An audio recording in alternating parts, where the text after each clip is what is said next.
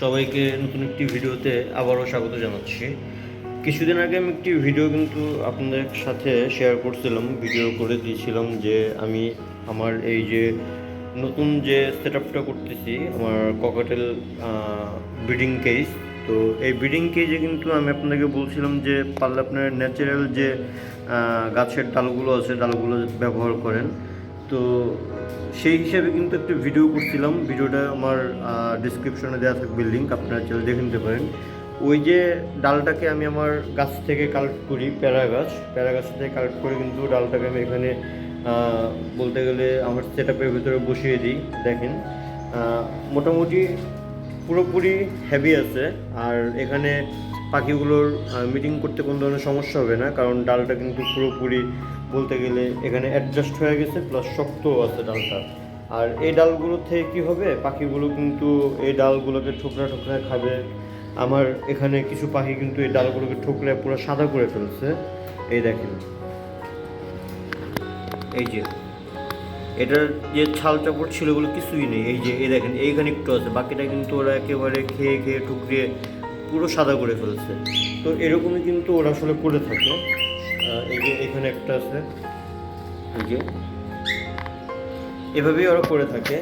তো এই জন্য আমি বলছিলাম যে কাঠের যে বিটগুলো থাকে, এই বিটগুলো আমরা ব্যবহার না করে আমরা যদি একটু ঘুরে ঘুরে এরকম যদি কিছু ডাল কালেক্ট করে দিতে পারি, সেটা আমাদের জন্য কিন্তু বা আমাদের পাখিদের জন্য কিন্তু এটা ভালো হয়। তো এই দৃষ্টিকোণ থেকে কিন্তু আমি আমার গাছ থেকে কিন্তু এই ডালটা কালেক্ট করছি। তো আরেক সেট কিন্তু খালি। তো আমি আজকে যেহেতু চিন্তা করতেছি আমি আমার এই কেজের ভিতরে আজকে পাখিগুলোকে দিয়ে দিব, এখানে কিছু দুইটা ব্রিডিং পেয়ার রাখবো।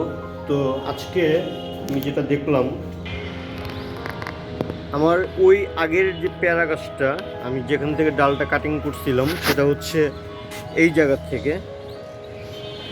একটা জিনিস একটু আমি আপনাদেরকে জানায় রাখি, আমি কিন্তু ডাল কাটিংয়ের পর সেই জায়গাতে যদি কোনো ধরনের ফাঙ্গাসের ইনফেকশন না হয়, এই কারণে কিন্তু সেখানে একটু আপাতত শুকনো মাটি লাগিয়ে দিছি।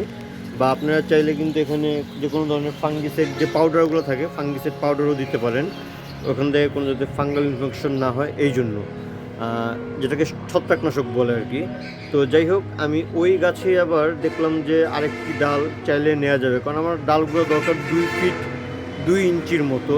তো আমি দেখলাম যে এই ডালটা একটু বাঁকা আছে, কিন্তু বাঁকা থাকলেও ডালটাকে কিন্তু আমি চাইলে ব্যবহার করতে পারবো। এই জন্যই মূলত এই আপনার সাথে ভিডিওটা শেয়ার করা। এভাবে একটু খুঁজে গাছ থেকে যদি আমরা মাপের মেজারমেন্টটা করে যদি ডালগুলোকে আমাদের কেজে বসে, তাহলে কিন্তু আমাদের জন্য সুবিধা হয়।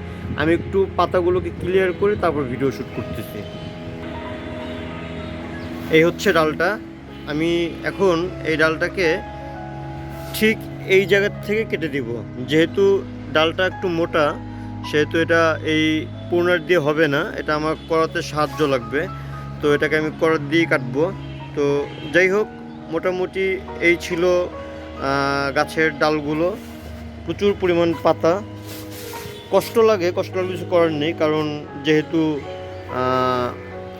আমি একটা দরকারের জন্যই ডালগুলো কাটিং করছি। তাছাড়া আপনারা আমার অনেক ভিডিওতে দেখবেন প্যারা গাছ কিন্তু আমি প্রুন করি, আম গাছ আমি প্রুন করি। গার্ডেনিংয়ের ভিডিও কিন্তু আমার এই চ্যানেলে খুব বেশি করা। তো আপনারা চাইলে দেখে নিতে পারেন যে আমার পিছনের যে ভিডিওগুলো আছে, আপনারা চাইলে দেখতে পারবেন যে এরকম প্যারা গাছের প্রুনিং, আম গাছের প্রুনিং কীভাবে করে ডিটেলস দেওয়া আছে ভিডিওতে। তো এই কারণেই আমি এখান থেকে পূরণ করতে আমার সমস্যা হবে না, এখান থেকে আমার বেশি ব্রাঞ্চ বের হবে। বিশেষ করে আমি এই জায়গা থেকে কাটার পর কিন্তু নতুন আরও ব্রাঞ্চ বের হবে। তো এইটা আসলে কোনো ফ্যাক্ট না, এখান থেকেও যেমন আমি কেটে দিয়েছিলাম এর আগের বার যখন ডালটা আমি নিছি।